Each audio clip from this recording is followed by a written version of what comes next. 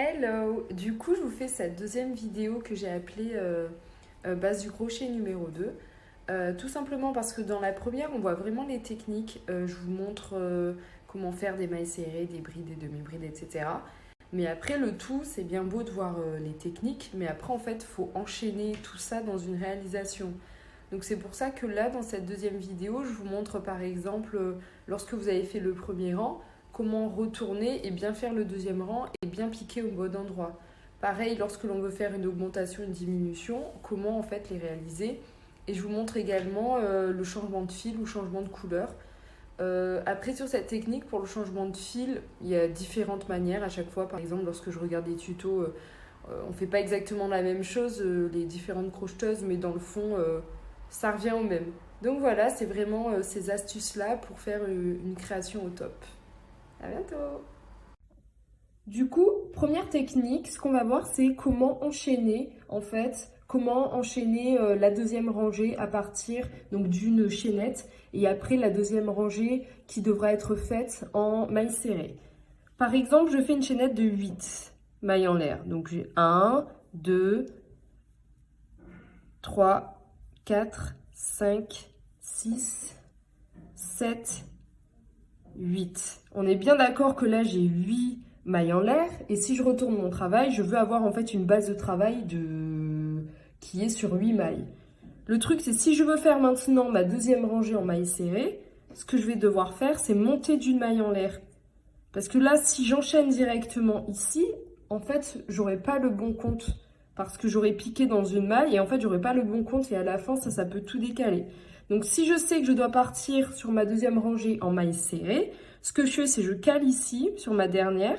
Moi, je cale mon ongle, je monte une maille en l'air et sur cette maille où j'ai calé mon ongle, je sais que je dois faire donc ici la maille serrée. Et maintenant, je peux faire toutes les rangées en mailles serrées. Pour retourner son travail lorsqu'il s'agit d'une demi-bride, pareil, ici je cale mon doigt, j'ai déjà monté d'une maille en l'air, mais là ce que je vais faire, c'est de monter de 2 mailles en l'air, donc il y en a déjà une de faite, une deuxième, et je pique, et là je peux faire ma demi-bride.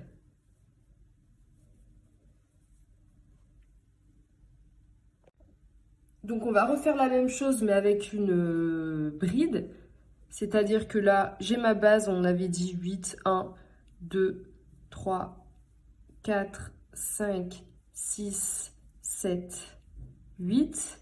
Si je veux maintenant faire une deuxième rangée en bride, je vais caler donc cette maille-là, la dernière, donc je cale avec mon ongle.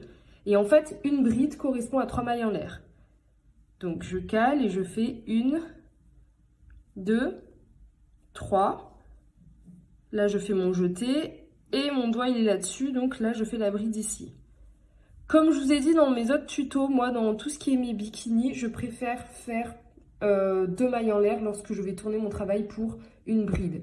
Mais normalement, donc là je vais vous mettre un petit tableau, lorsqu'on retourne son travail pour une maille serrée, on va faire une maille en l'air. Lorsqu'on retourne son travail pour une demi-bride, on va faire 2 mailles en l'air. Et lorsqu'on retourne son travail pour une bride, on va en faire 3, pour une double bride, 4.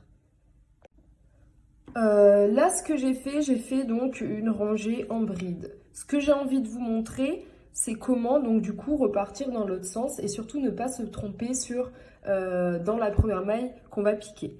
Donc comme je vous ai dit, là ça revient au même. Lorsque je vais faire une autre rangée de bride, je dois monter de 3 mailles en l'air. 1, 2, 3. Là, c'est souvent l'endroit où les gens se trompent. C'est où il faut piquer. Donc en fait, tout simplement, où il faut piquer, ce sera ici. Pourquoi? Parce que en fait, si je mets mon truc droit, et les gens auront tendance à piquer ici, en fait, ici, c'est où sort mon travail. Donc si je pique ici, en fait, je vais le doubler. Donc je sais pas si on voit bien la vidéo. Moi, la technique que je faisais, bon maintenant, visuellement, j'ai l'habitude, je mettais le truc droit, et en fait, il y a cette bride qui est en dessous, et lui, c'est juste sa continuité. Donc, faut pas piquer là-dedans, faut piquer ici dans le suivant. Donc, j'ai fait mes 3 mailles en l'air. Et comme je vous ai dit dans mes autres vidéos, si vous regardez mes tutos, moi, j'aime pas faire un retour de bride en 3 mailles en l'air. J'en fais que 2. Mais ça, c'est mon truc perso. Donc, comme je vous ai dit, je ne pique pas ici. C'est où on aura tendance à piquer, mais c'est là que ça fera une erreur. je dois piquer donc dans, entre guillemets, le deuxième. Je pique dans le deuxième et là, je fais ma bride. Et voilà, tout simplement. Autre point, donc on va continuer sur cette rangée. Maintenant, on va voir l'augmentation. Donc, je vais prendre une petite feuille et un stylo. Une augmentation, tout simplement, c'est quoi? Comme son nom l'indique, ça veut dire augmenter. Donc, une augmentation, quelle que soit la technique, c'est-à-dire si je veux faire des augmentations de mailles serrées, de brides, etc. En fait, donc là, on a notre rangée première de chaînettes. Une augmentation, ça veut dire que dans une même maille ici, je vais en faire deux. Donc au final, dans le rang suivant, ici, au lieu d'avoir 1, 2, 3, 4, 5, ben, j'aurai donc 1, 2, 3, 4, 5, 6. Ici, j'aurai augmenté de mailles au rang suivant. Bien sûr, on peut faire des augmentations avec des brides, c'est-à-dire ici, au lieu de faire une seule bride, je vais en faire deux. Et donc après, par exemple, si je fais aussi augmentation de ce côté-là, à la fin, à force d'augmenter, j'aurai une forme comme ceci. C'est ce qui est utilisé comme technique, donc les augmentations, c'est ce qui est utilisé pour faire les tangas. Dans mes tutos, moi, je vous montre des tangas, par exemple. Donc maintenant, je vais vous montrer la technique. Alors, pour faire une augmentation, bon là on est sur des brides, on va rester sur des brides, mais je vais vous montrer avec des mailles serrées aussi si vous voulez. Tout simplement, si je pique, je fais ma première bride normalement. Donc une bride. Et je viens piquer dans le même trou. Donc j'ai une augmentation. La seule difficulté, c'est lorsque l'augmentation, on veut qu'elle soit au bord. C'est-à-dire ici, comme pour mes tangas, en fait, il faut piquer.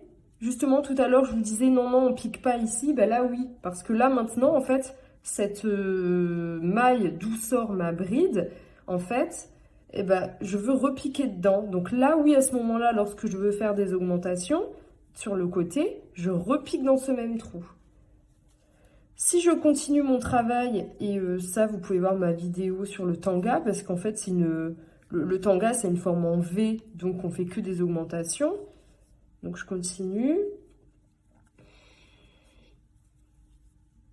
J'aurais dû passer en vitesse rapide, tant pis. Oula. Alors, il me reste combien? Donc là, pareil, c'est le petit piège. Du moins, pas un piège, mais quand on n'a pas l'habitude, on peut se tromper. C'est pour ça que ça fait des erreurs au final. C'est ici, j'arrive à la fin. J'arrive à la fin, donc ici, il y a encore une maille qui est matérialisée, je pique dedans.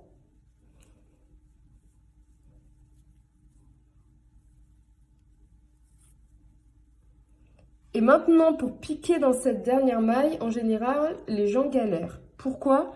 Parce que ici, c'était mes 3 mailles du début. J'avais fait 3 mailles en l'air, donc c'est chiant. Si vous voulez piquer là-dedans, vous allez galérer, ça va être serré et tout. Donc la technique, c'est juste de piquer dans le trou. Voilà, ici, je pique dans le trou et je fais ma bride dans ce trou-là. Donc j'ai pas piqué dans une maille, j'ai piqué dans le trou. Donc là, c'est une rangée normale, mais si je veux augmenter, ben je piquerai une deuxième fois dans ce trou. Et c'est comme ça que je viens de faire une augmentation ici et une augmentation ici. Alors, je vais retourner mon travail à nouveau et là, je vais faire une augmentation de mailles serrées, mais il n'y a rien de compliqué. Donc, pour retourner mon travail, je fais une maille en l'air. Vu que je vais faire des mailles serrées, ça correspond à une maille en l'air. Et maintenant, pareil, regardez. On aurait tendance à piquer là. Si je veux pas faire d'augmentation, je pique pas ici, mais ici. Donc, je fais une maille serrée. Une autre maille serrée. Et admettons que maintenant, je veuille faire une augmentation.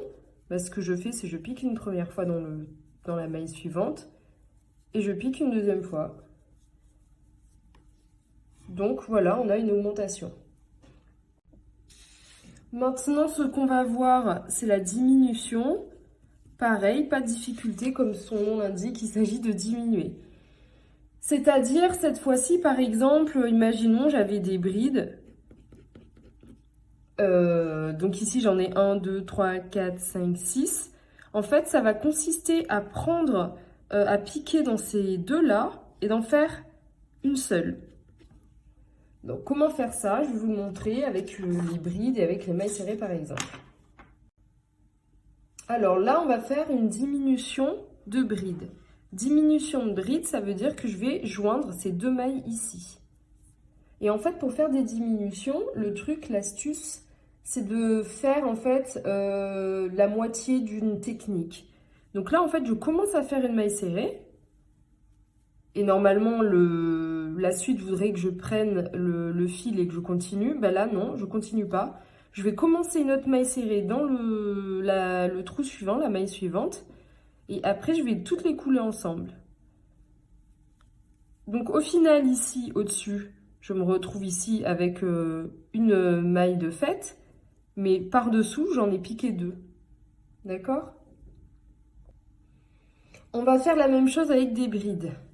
Si je veux faire une diminution de bride, je commence ma bride, donc je fais un jeté, je pique, je ramène une première fois, je ramène une deuxième fois, et là en fait je devrais ramener dans la suite.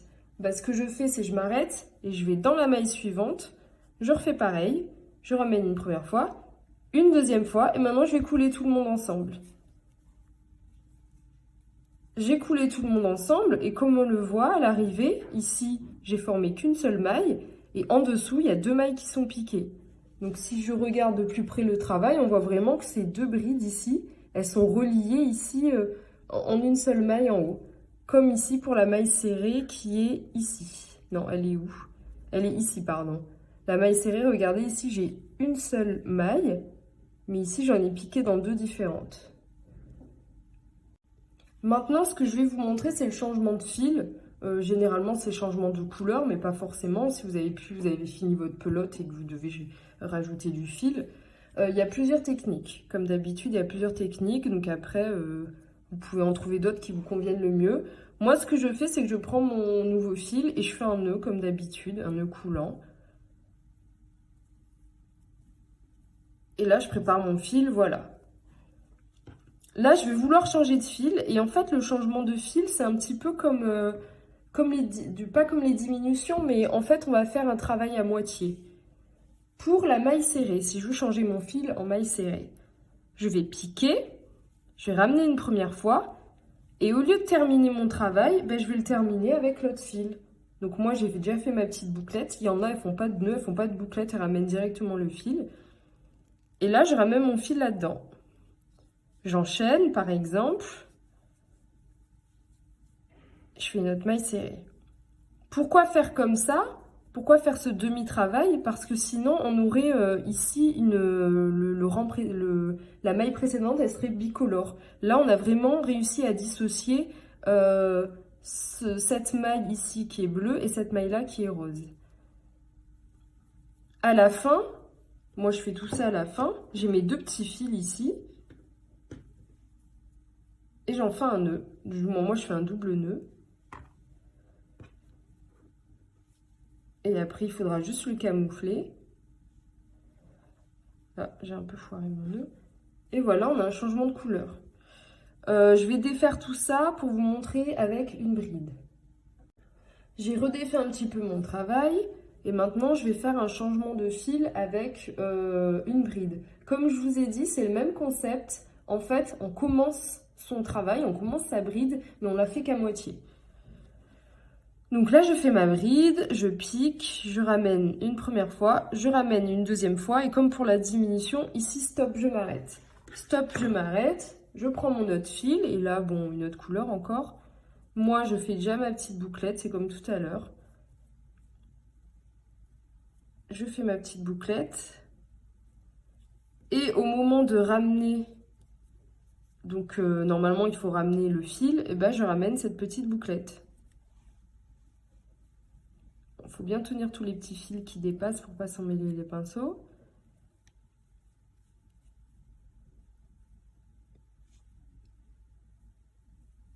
Et là, je continue, par exemple, avec ce fil-là,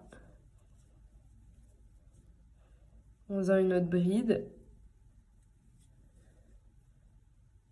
Allez, encore une autre comme ça. Et là, on voit vraiment qu'on passe vraiment d'une bride bleue à une bride rose ici. Maintenant, on va faire la même chose avec une double bride. C'est juste pour vous montrer que c'est toujours pareil. C'est pas qu'on fait le travail à moitié, mais en fait, on coule la dernière maille avec le fil de couleurs différentes. Donc, si je fais une double bride, c'est donc j'ai fait 2 jetés, je pique une première fois, je ramène une première fois, je glisse, du moins je fais couler 2 mailles, je fais couler 2 autres mailles, et là à la fin, je dois faire couler ces 2 dernières mailles. Et ben, c'est à cette étape-là, pour la double bride, que je vais changer de fil ou changer de couleur. En fait, c'est toujours à la dernière étape que je change de couleur ou de fil. Donc là, j'ai changé, j'essaie de pas m'emmêler les pinceaux. Et là, je fais juste une bride, hein, parce qu'on s'en fout. Mais là, on voit bien que... Donc ici, j'ai fait une double bride, elle est complètement bleue. Et ici, cette bride-là, elle est complètement rose. Donc à chaque fois, le changement de fil, il se fait à la dernière... comment dire? À la dernière étape de la bride, à la dernière étape du travail.